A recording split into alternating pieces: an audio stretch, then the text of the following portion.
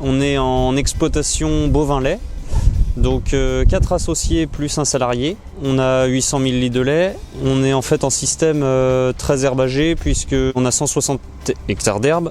On achète 10 hectares de maïs irrigué qui nous permet de sécuriser notre système fourrager et de dégager 10 hectares au profit de nos prairies. L'année 2018 a été une année sèche et chaude. Le gros impact, ça a été nos stocks fourragers qui ont vraiment été diminués.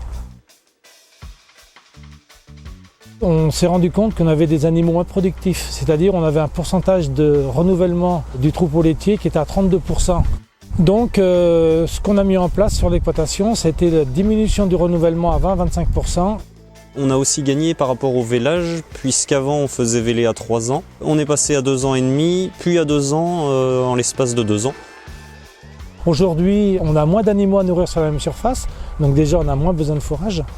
Et puis ce concept de pâturage non dynamique, ça nous permet de faire du pâturage quand même un peu plus longtemps dans l'année.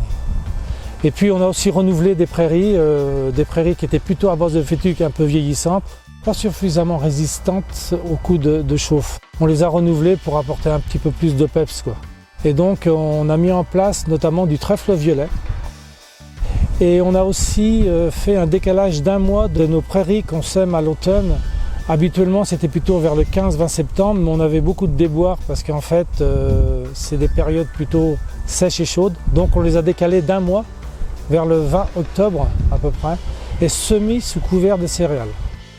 Cette année, on voulait expérimenter de l'avoine et du seigle, ou avoine ou seigle, on ne sait pas, on va tester ça, avec du trèfle incarnat et trèfle de Micheli, de façon à avoir une biomasse intéressante au printemps, au moment que la pousse d'herbe elle est un peu limitée, c'est-à-dire avril. Il y a des périodes qui sont froides et on est content de trouver justement ce couvert.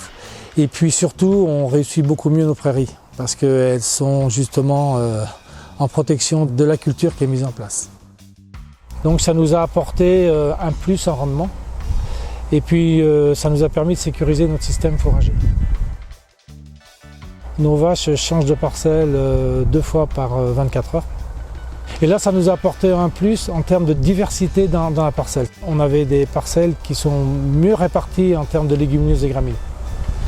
Donc des prairies qui durent plus longtemps dans le temps. Et surtout, la sortie pâturage, on a levé le pied. C'est-à-dire qu'avant, on avait tendance à raser nos prairies. Maintenant, on fait des pâturages beaucoup plus hauts. Ça permet de préserver nos prairies.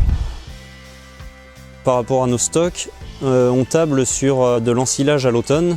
On l'a testé depuis 2 ans et les analyses sont très bonnes.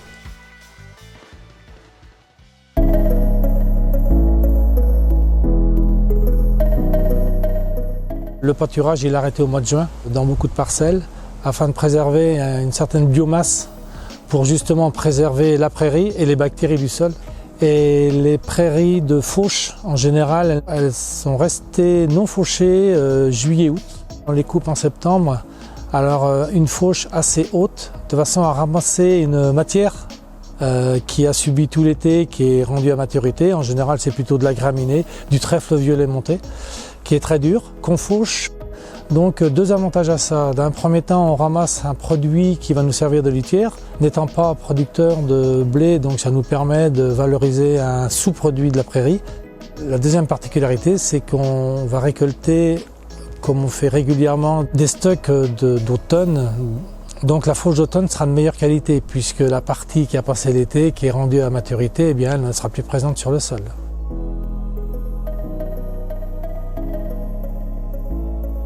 Faisant partie d'un groupe prairie au niveau des GEDA, on est toujours en échange avec les collègues et on apporte tous nos limites et puis les expérimentations qu'on met en place.